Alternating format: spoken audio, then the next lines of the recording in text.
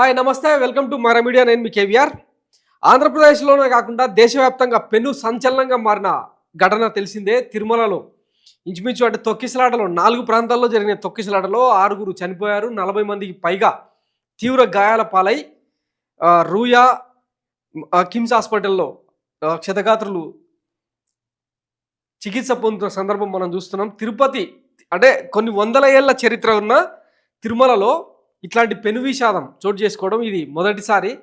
దీనికి కారణం ఎవరు, బాధ్యులు ఎవరు అని మాట్లాడుకోవాల్సిన సందర్భం. ఎందుకంటే గతంలో తిరుమల శ్రీవారి లడ్డు అసలు ఉన్నాడో లేడో తెలియని ఆ కలియుగ వైకుంఠం సమాధి పక్కన పెడితే కొన్ని కోట్ల మంది హిందూ భక్తుల మనోభావాలకు ప్రతీక వెంకన్న స్వామి. అట్లాంటి ఆయన మీద ఎట్లాంటి జుగుప్సాకరమైన రాజకీయాలు చేసిర్రో, లడ్డూలో కల్తీ జరిగిందో, గొడ్డు మాంసం తర్వాత పంది మాంసం కలిసిన నెయ్యితో లడ్డూలు తయారు చేశారని చెప్పి ఎట్లాంటి అవాకులు చెవాకులు పేలిందో ఈ కూటమి నేతలు వీళ్ళందరూ చూసినాం కదా. దానికి ఇప్పుడు ఫలితం ఎవరు అనుభవిస్తున్నారంటే భక్తులు. సో శ్రీవారి ఆగ్రహావేశాలు అనుకోవాలా, లేకపోతే టీటీడీ చైర్మన్ మిడ్ నైట్ మసాలాలు నడిపించే ఒక టీవీ ఛానల్కు ఓనర్ను తీసుకొచ్చి టీటీడీ చైర్మన్ పెట్టిన పాపం. ఇంకా ఇవన్నీ చెప్పుకుంటూ పోతే కర్ణుడి చావుకు కారణాలు అనేకమన్నట్టు శిశుపాలుడు తప్పులు లెక్క ఈ కూటమి సర్కారు తప్పొప్పులన్నీ కూడా పెరిగి పెరిగి పెద్దగా అయిపోయి ఇప్పుడు ఇక్కడ దాకా వచ్చిందనమాట. ఒకసారి ఆ ఘటనకు సంబంధించి బ్రీఫ్గా మాట్లాడుకునే ప్రయత్నం చేద్దాం. ఏడుకొండలవాడ ఎంత ఘోరం, ఎంత ఘోరం, ఎవరి నేరం ఇది, ఎంతటి పాపం ఇది. వైకుంఠ ఏకాదశి టోకెన్ల జారీలో తొక్కిసలాట, 6 మృతి, 10ల సంఖ్యలో భక్తులకు గాయాలు. తిరుపతిలో టోకెన్ల కేంద్రాల వద్ద ఉదయం నుంచే పోటెత్తిన లక్షలాది భక్తులు. రాత్రి 8:30 గంటల ప్రాంతంలో ఒక్కసారిగా గేట్లు ఓపెన్ దూసుకెళ్లిన భక్తజనం. క్యూ లైన్ల నిర్వహణలో చేతులెత్తేసిన అధికారులు, అడుగడుగున నిర్లక్ష్యం, ఫలితంగా తోపులాట. నలిగిపోయిన వృద్ధులు, చిన్నారులు, మహిళలు. రుయా స్విమ్స్ ఆసుపత్రులకు క్షతగాత్రులు తరలింపు. భక్తుల ఆర్తనాదాలతో దద్దరిల్లిన ఆధ్యాత్మిక నగరం. గోవింద నామాలతో ప్రతిధ్వనించాల్సిన చోట మృత్యుఘోష వినిపించింది. ఏడుకొండలవాడి సాక్షిగా భక్తుల ఆర్తనాదాలతో ఆధ్యాత్మిక నగరి దద్దరిల్లింది. అరుపులు కేకలతో తిరుపతి బీతిల్లింది. చిన్నారులు, వృద్ధులు ఉక్కిరిబిక్కిరయ్యారు. మహిళలు కన్నీటి పర్యంతమయ్యారు. కింద పడ్డ వాళ్ళను తొక్కుకుంటూ వెళ్తున్న వారు కొందరు, ప్రాణభీతితో తోసుకొచ్చేసిన వారు మరికొందరు. వెరసి కనీవిని ఎరగని రీతిలో తొక్కిసలాటకు కారణమైంది. పడిపోయిన వారిని బతికించుకోవాలని ఆయా కుటుంబాల తాపత్రయం గుండెలు పిండేసింది. ఆ దృశ్యాలు హృదయ విదారకంగా ఉన్నాయి. గతంలో గోదావరి పుష్కరాల, ఇప్పుడు వైకుంఠ ఏకాదశి. నాడు పబ్లిసిటీ పిచ్చి, నేడు అలివిమాలిన అలసత్వం. సందర్భం ఏదైనా ప్రభుత్వం నిలువెత్తు నిర్లక్ష్యానికి అమాయకులు బలి అవుతున్నారు. కోట్లాది మంది తమ జీవిత కాలంలో ఒక్క అవకాశం కోసం ఆరాటపడే వైకుంఠ ద్వార దర్శనం టికెట్ల జారీ ఏర్పాట్లలో సర్కారు వైఫల్యం కారణంగా పెను తొక్కిసలాట చోటు చేసుకుని 6 ప్రాణాలు కోల్పోగా 10ల సంఖ్యలో భక్తులు తీవ్రంగా గాయపడ్డారు.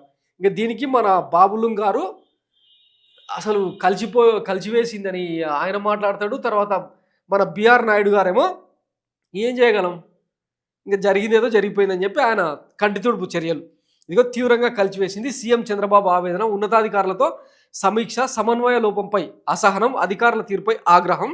తిరుపతికి హుటాహుటిన 3 మంత్రులు, నేడు సీఎం రాక. ఈ ఇష్యూ ఏదైనా సరే, విషాదం ఎంత పెద్దదైనా సరే మనం ఎవరిని బ్లేమ్ చేయాలి? అధికార యంత్రాంగాన్ని. ఒకవేళ క్రెడిట్ వస్తే నిన్న చూసినాం కదా, నరేంద్ర మోడీ గారు వైజాగ్ కేంద్రంగా పలు అభివృద్ధి కార్యక్రమాలకు శంకుస్థాపన చేస్తే ఆయన ఆహా ఓహో ఇదంతా మా ఘనతని చెప్పి చెప్పుకున్నారు. ఇట్లా విషాదాలు అయితేనే మాత్రం అధికారులను బ్లేమ్ చేయడం మనకు వెన్నతో పెట్టిన విద్య అనమాట. మళ్ళీ ఇంకా లోతులు మన బోకు పత్రికల వైఖరి తెలిసిందే కదా. దీనికి కూడా జగన్మోహన్ రెడ్డి సర్కారుతో టికెట్లతో తంట. వైసీపీ హయాంలో కొత్త పద్ధతి, 10 రోజులు వైకుంఠ ద్వార దర్శనం, టోకెన్ల జారీ కేంద్రాల ఏర్పాటు. 2022 నుంచి ప్రతిసారి తొక్కిసలాట ఘటన బాధాకరం.